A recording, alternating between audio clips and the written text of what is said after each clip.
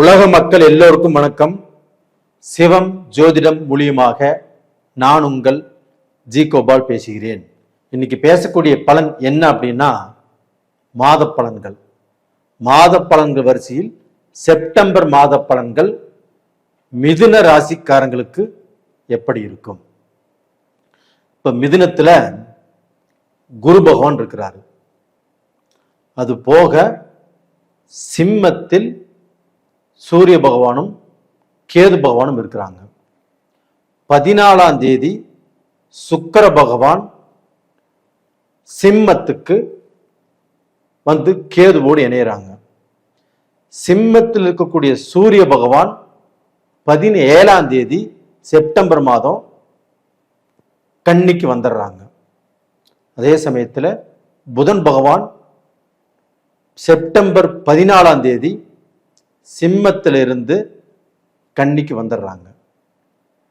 கன்னியில் இருக்கக்கூடிய செவ்வாய் பகவான் செப்டம்பர் 13ஆம் தேதி கன்னியிலிருந்து துலாமுக்கு வந்துடுறாங்க. அது போக கும்பத்துல ராகு பகவானும் மீனத்துல சனி பகவானும் வக்ரகதியில் இருக்கிறாங்க. இப்ப மிதுன ராசி. மிதுன ராசிக்கு பலன் என்ன? இந்த கிரக மாற்றங்களால் இந்த மாதமாவது எங்களுக்கு ஏதாவது ஒரு வெளிச்சம் வருமா அப்படிங்கிறதா மிதுன ராசிக்காரங்களுடைய ஒரு எதிர்பார்ப்பு. உங்களுடைய ராசிநாதன் யாரு? புதன் பகவான். அந்த புதன் பகவான் செப்டம்பர் 14ஆம் தேதி கன்னியில போய் ஆட்சி பிளஸ் உச்சம். மிதுன ராசிக்காரங்களுக்கு இது ஒண்ணு போதும். அப்ப அந்த புதன் அப்படிங்கிறது அறிவு, நம்மளுடைய திறமை, நம்மளுடைய கம்யூனிகேஷன் ஸ்கில், பேங்க் அக்கௌண்ட்ஸு, இதுல எதுல போனாலும் அந்த புதன் தன்னுடைய அறிவை பயன்படுத்தி நம்மளுக்கு நல்ல தொழிலும் நல்ல பேரும் நம்மளுடைய முயற்சிக்கு வெற்றியும் புதன் நல்லா இருந்தார்னா கண்டிப்பா வாங்கி கொடுப்பார். அப்படிப்பட்ட புதன் இப்ப நல்ல பொசிஷன்ல வந்திருக்கிறார். அப்ப அந்த புதன் பகவான் ஆகப்பட்டது இந்த பீரியட்ல உங்களுடைய டென்ஷனை குறைச்சு நல்ல சிந்தனையை கொடுத்து நீங்க வெளிநாடு போகணுமா, இல்லை இந்தியாவிலேயே இருக்கணுமா, இல்லை இந்தியாவில் நீங்க வாங்கக்கூடிய சம்பளம் 10 உங்களுக்கு ப்ரமோஷன் கிடைக்கணுமா, இல்லை சம்பளம் இன்க்ரிமெண்ட் ஆகணுமா, இது எல்லாத்தையும் அந்த புதன் பகவான் பார்த்துக்குவார். நீங்க கவலையே படாதீங்க. நீங்க என்ன ஃபோக்கஸ் பண்றீங்களோ, என்ன திங்க் பண்றீங்களோ அது இந்த பீரியட்ல கண்டிப்பாக நடக்கும். அது போக உங்களுக்கு அந்த புதன் பகவானோடு சூரிய பகவானும் இணையறாங்க இல்லையா? இது இணையும் போது புதாதித்ய யோகம். காலேஜில் படிக்கிறவங்க, ஸ்கூலில் படிக்கிறவங்க, அது போக ஏதாவது வேலைக்கு எக்ஸாம் எழுதுறவங்க, இல்லை டிஎன்பிசி எக்ஸாம் எழுதுறவங்க, குரூப் ஏ சம்பந்தப்பட்ட எக்ஸாம் எழுதுறவங்க, அவங்க எல்லாத்துக்கும் இந்த புதன் ஆட்சி உச்சம் ஆவதும் அந்த புதனோடு சூரியன் இணைவதும் ஒரு நல்ல மாற்றத்தை, ஒரு நல்ல சக்சஸை. நான் எத்தனையோ வருஷம் எழுதினேன், எனக்கு சக்சஸ் ஆகலை, இந்த பீரியட்ல எனக்கு நல்ல ரிசல்ட் வந்திருக்குது அப்படின்னு சொல்லக்கூடிய ஒரு அற்புதமான டைம். இது போக பார்த்தீங்கன்னா செவ்வாய் பகவான் ஆகப்பட்டது கன்னியில இருந்து துலாமுக்கு வந்திருக்கிறாங்க. அந்த செவ்வாய் பகவான் ஆகப்பட்டது உங்களுக்கு 11க்குரிய கிரகம், 6க்குரிய கிரகம். அப்ப அந்த 6க்குரிய கிரகத்தை 11க்குரிய கிரகத்தை குரு பகவானும் பார்க்கிறாங்க. அப்ப அந்த குரு பகவான் பார்க்கறதுனால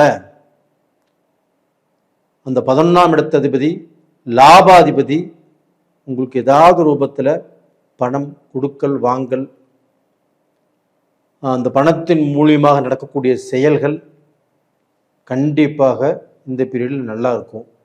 நீங்கள் பணம் கொடுத்து ஒரு பக்கம் வராமல் இருக்குது, அவங்க தாமதப்படுத்திட்டே இருக்கிறாங்க அப்படின்னா இந்த பீரியடில் தாமதம் இல்லாமல் வரும்.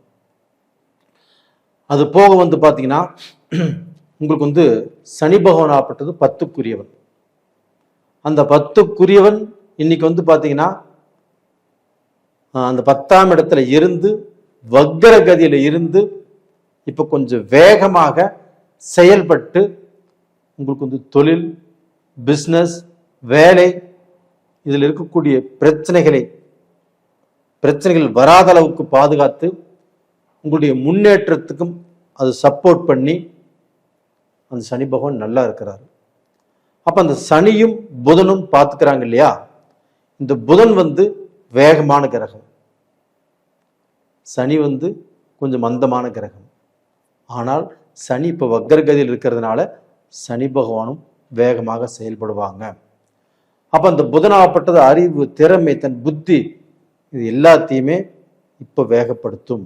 அந்த சனி பார்க்கறதுனால இது எல்லாமே தொழில் மூலியமாக, பிஸ்னஸ் மூலியமாக, பிஸ்னஸ் இன்வெஸ்ட் பண்றதன் மூலியமாக, ஒரு தொழிலில் நம்ம ஷார்ப்பாக ஒர்க் பண்ணணும்னா அந்த தொழில் மூலியமாக நம்மளுக்கு ப்ரமோஷன் கிடைக்கும், நம்மளுக்கு சம்பள உயர்வு கிடைக்கும், நம்ம நினைச்ச இடத்துக்கு போகலாம்.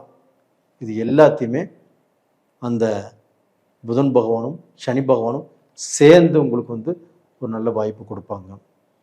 அதுபோக இந்த ராகு பகவான் ஆகப்பட்டது மிதுன ராசிக்கு 9ஆம் இடத்துல இருக்கிறாங்க. அந்த 9ஆம் இடத்துல இருக்கக்கூடிய ராகு பகவானை குருவும் பார்த்துடுறாங்க. அப்ப அந்த ராகு பகவான் ஆகப்பட்டது யாருடைய வீட்டில் இருக்கிறாங்க? சனி பகவான் வீட்டில் இருக்கிறாங்க. அந்த சனி பகவான் புதனுக்கு நட்பு கிரகம். அதனால அந்த ராகு பகவானும் இந்த பீரியடில் நல்லதை செய்வார், குருவுடைய பார்வை பெற்று. இதனால திடீர்னு ஒரு ராஜயோகம், திடீர்னு ஒரு முன்னேற்றம், திடீர்னு நம்ம பார்த்தீங்கன்னா நமக்கு கிடைக்காதது, நாம் பல நாள் எதிர்பார்த்தது, பல தடுங்களாக இருந்த விஷயங்கள் இப்போ இந்த பீரியடில் உடனுக்குடனே நடப்பதற்குண்டான வாய்ப்புகள் நல்லா இருக்குது. உங்களுக்கு ஒரே ஒரு மைனஸ் பாயிண்ட் என்னன்னா, உங்களுக்கு இந்த சுக்கிர பகவான் உங்களுடைய 5ஆம் இடத்துக்குரிய கிரகம் சுக்கிர பகவான், 12ஆம் இடத்துக்குரிய கிரகமும் சுக்கிர பகவான். அந்த சுக்கிர பகவான் உங்களுடைய ராசிக்கு 3ஆம் இடத்தில் சிம்மத்தில் கேதுவோடு அந்த சுக்கிர பகவான் இணைஞ்சிருக்கிறாங்க. அப்ப அந்த கேதுவும் சுக்கிரனும் இணைவது அவ்வளவு நல்லது அல்ல. அதனால இந்த பீரியட்ல லக்ஸரி சம்பந்தப்பட்ட பொருட்கள் வீட்டுக்கு வாங்குவது கொஞ்சம் மட்டு பண்ணுங்க. அதாவது பார்த்தீங்கன்னா இப்போ வாங்காமல் இருக்கிறது நல்லது. ஒரு டிவியோ, ஒரு ஃப்ரிட்ஜோ, இல்லைன்னா துணிமணிகளோ, இல்லை காரோ, பைக்கோ, இந்த மாதிரி ஏதாவது வாங்குவான்னு நினச்சிங்கன்னா இந்த ஒரு மாதம் கழிச்சு, அதாவது செப்டம்பர் 14க்குள்ளே நீங்கள் வாங்குற மாதிரி தான் வாங்கிக்கலாம். அந்த செப்டம்பர் 14லேருந்து ஒரு மாதம் கொஞ்சம் தாமதப்படுத்துங்க அப்படிங்கிறது தான் உங்களுக்கு நான் சொல்லக்கூடிய பதில். அது போக பார்த்தீங்கன்னா உங்களுக்கு பார்த்தீங்கன்னா இப்போ உடல் ரூபத்தில் பார்த்தீங்கன்னா அந்த செவ்வாய் 12ஆம் இடத்து அதிபதியும் 6ஆம் இடத்து அதிபதியும் 2ஆம் இடத்து அதிபதியும் சந்திர பகவான், இப்போ இவங்களுடைய அனுகிரகங்கள் கொஞ்சம் சரியில்லாமல் இருக்கிறதுனால உங்களுக்கு அந்த உஷ்ணம் சம்பந்தப்பட்ட பிரச்சனைகள், அதுபோக பார்த்தீங்கன்னா எங்கேயாவது உடம்புல சின்ன சின்ன கட்டிகள் வர மாதிரி வாய்ப்பு உருவாகும். எது வந்தாலும் இந்த பீரியடில் உங்களுக்கு எதுவுமே சரியாக போகாதுங்கிறது இல்லை, வரும், ட்ரீட்மெண்ட் பார்ப்போம், அது கிளியர் ஆயிடும். அப்போ ஏதாவது ஒரு விரை செலவு பண்ணக்கூடிய சூழ்நிலைகள் வரும். ஒன்றும் பயந்துக்க வேண்டியதில்லை. கண்டிப்பாக அலர்ஜி சம்மந்தப்பட்டதோ, ஏதாவது கட்டி சம்மந்தப்பட்டதோ, ஏதாவது ஸ்கின் சம்மந்தப்பட்டதோ வந்தாலும் உங்களுக்கு பெரிய லெவலில் பிரச்சனைகளை கொடுக்காது, வரும், போகும். அப்போ நேயர்களே, இந்த டயத்தில் நீங்கள் வழிபட வேண்டிய தெய்வம் எது அப்படின்னா குரு தட்சிணாமூர்த்தியை வழிபடுங்க. ஏன்னா உங்கள் குரு தட்சிணாமூர்த்தி உங்களுடைய ஜென்மத்திலே இருக்கிறார்.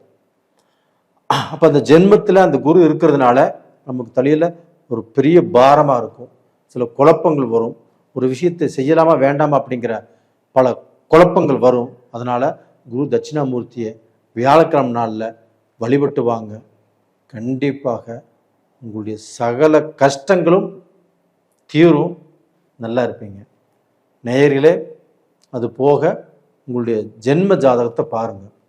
உங்கள் ஜென்ம ஜாதகத்தில் நம்மளுக்கு பிஸ்னஸ் லாஸா, இல்லை குடும்பத்தில் பிரச்சனைகளா, இல்லை நண்பர்களால் பிரச்சனைகளா,